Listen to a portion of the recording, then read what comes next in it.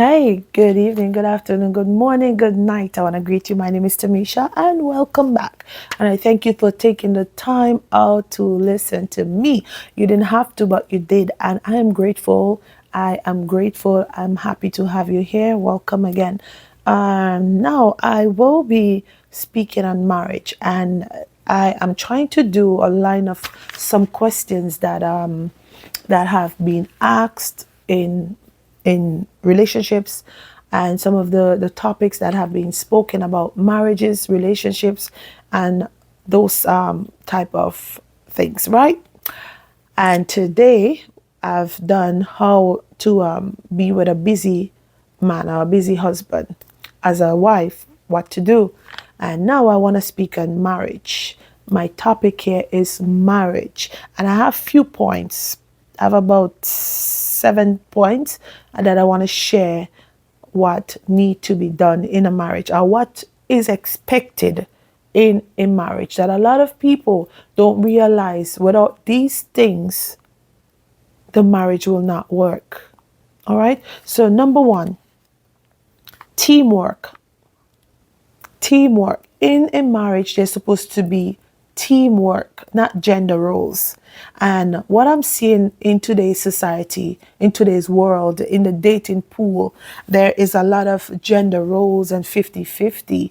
But if I can remember, if I can go back to the basic, which is the Bible, the word of the Lord mentioned that the man is supposed to be the provider. Some women don't have a problem with being 50-50, and that's totally fine. But the word of the Lord, there are principles, there are orders, and if you walk out of the natural order of God, then there's issues in the home, right? The man is the provider, the woman is the nurturer. And the Lord never said that a woman cannot work. He never said that. It is awesome when two people are working and can help out each other. But if the man wants to be the provider, let him be, because it is the natural order of God. It is not gender roles. It's a teamwork. Why I say teamwork is not the strain being on one person in other aspect of the relationship of the marriage, but it's supposed to be shared between the two individuals coming together, making it easier for each other, right? Gender roles, for me, I think it puts strain on a specific person. For instance, for example, most men or some men believe that when you are the wife, you're supposed to cook, wash, clean, and do everything. And they're supposed to just work and come home, eat, shower, sleep, you know.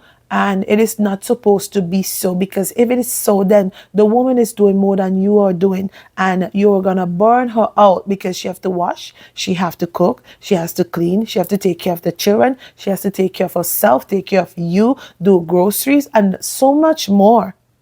And that's why a lot of wives are being burnt out.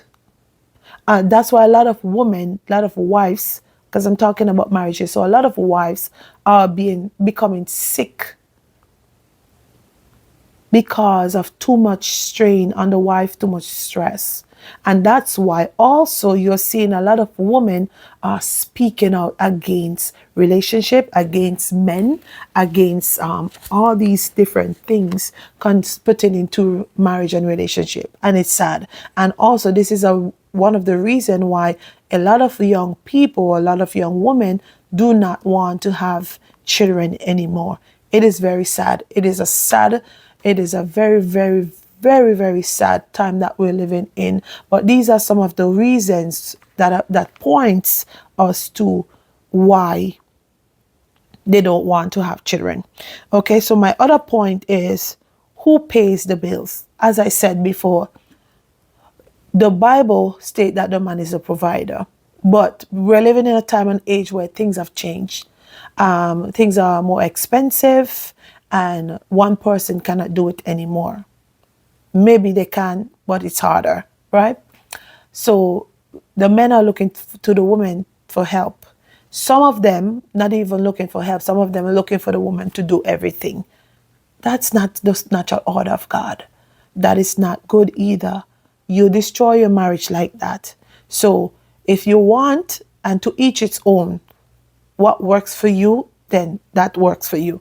If you think your wife agrees with paying 50-50, however you want to split it, that's totally fine.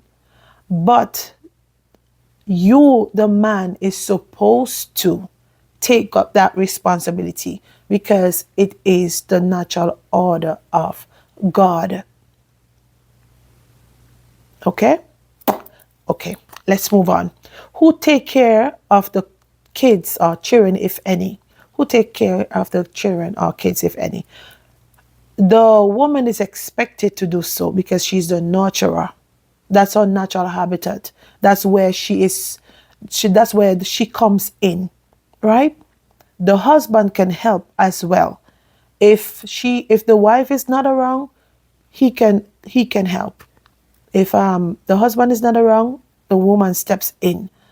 Teamwork. Teamwork, not gender roles. Okay? But again, to each his own. My next point is what time your partner should be out, what time they should be in. For example, some people like to go out with girls' night, guys' night. What time do you expect your partner to be home? Are they supposed to be out past midnight? Should they be home before midnight? These are some of the things that need to be dealt with within before marriage. Actually, these are foundational things that you're supposed to understand and get right before you go into a marriage. Because if you take these into a marriage and the other person, your spouse, is not okay with it, then that's a problem, right? So are they allowed to go out? Are they allowed to have guys' night out, girls' night out? Are they allowed to do that? Are they allowed to go shopping with their girls or with their guys? Are they allowed to travel with their girls or their guys? Are they allowed to travel without you? And these are some of the things that need to be, because some people don't believe that their spouse should travel without them. For me personally, and this is me, right? This is me. And as I always say, to each its own. For me, I don't mind my husband or whoever that person may be in God's timing. I don't mind him traveling without me. I honestly don't mind, because sometimes maybe he might want to just get a time away from me. I believe being married, not because you become one, you're still your own person. You're still your own person, right? Sometimes you just need a time, like a time to just breathe. For me, that's okay. For some people, it's not okay. So whatever works for you, whatever sails your boat. And I don't mind traveling without my husband, if I have a husband, or whenever I have a husband. I don't mind. But if it's an issue for him, then I will not do that, right? But if he's okay with it, then I go. And for me, it's not an issue, so he can always go. So, but that's me. That's for me. That's what I think. Next point is how to speak to each other. This right here is a big issue in a lot of marriages. I've spoke to many people who were and is going to get married, and this is one of the biggest issue that I see so far in marriages. And for those who don't know, I'm a life skill coach. I do help persons with a ton of different things. Things that are even out of my scope of work. I do help, right? So this, how to speak with each other. There is a way to speak with each other. You must use grace in the way you speak to your partner.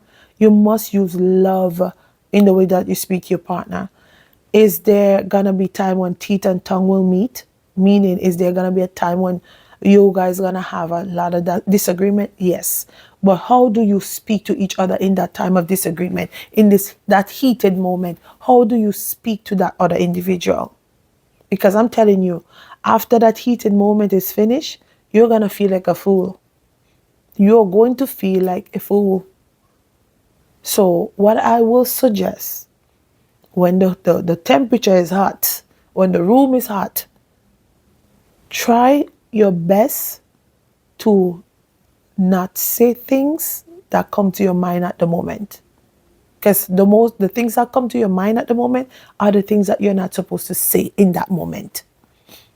If you want, you can go silent, take time to reflect on what just happened. When you're calm, you can come back together, ask your partner if it's okay for you guys to speak, talk things over, trash it out, get it over with, and keep moving. Do not hold anything above your partner's head. Do not hold anything against them. Try to be the bigger person. Sorry, I know the word sorry is a small word, but it's the hardest thing to say. It's the hardest word for people to pronounce. It seems like it's the biggest word for people to pronounce, is the word sorry. But that word sorry, it changes everything. That word sorry can change your life. That word sorry can heal you. That word sorry can change your mindset and the other person mindset and thoughts towards you too. So try not to say the things, especially, I'm going to mention this, if you know that your partner is struggling with a thing. For instance, you met them when they were slim and now they gain weight, and now that they're heated in the moment of arguments, never tell the partner about their weight. Don't do it. Do not do it. Because it's something that even when the argument is over, even when you talk about it, talk it over, get past it, they will never forget that. And it breaks them. It breaks their self-esteem. It breaks their confidence. They may not show you, they may not tell you, but it's there. It hurts. It goes a long way. So please try. If you don't know what to say, if you don't know anything nice to say, don't say anything. All right? Just calm yourself down and then go and speak with your partner. Sit decently and speak and get it over with. All right? My next point is when to speak and when to be quiet. This is a very hard thing for a lot of married folks to do. I'm sorry, but especially women. We don't know when to don't speak. We don't know when to be quiet. We don't know when to speak. There's a time and place for everything. We must know whenever there's an argument, if your husband's voice is up there, keep yours here. I promise you, when he's there, you stay here. I promise you, eventually he's going to realize, hey, she's not arguing back. She's not trying to disrespect me, and he will come right down. I promise you, try it. It works. I'm not telling you to be stupid or dumb, because many people may think that's what I'm saying because I said not to go up there with him. Go here. Fire cannot take out fire. You need water to quench that fire. Right? So you be the water. When he's a fire, you be the water. Just begin to spray that water, that fire. Just begin to spray the fire. And eventually that fire will go out. And what could have been an inferno, it becomes like a fountain. Yes. All right? And it's the vice versa for the husband. If your wife is up there, try to stay here. Don't go up there with her. I promise you it will not make any sense. It will just destroy your home, destroy your marriage, destroy your love life and everything. The last point is your sexual life, your intimate life. A lot of married people, I realize, are having this issue.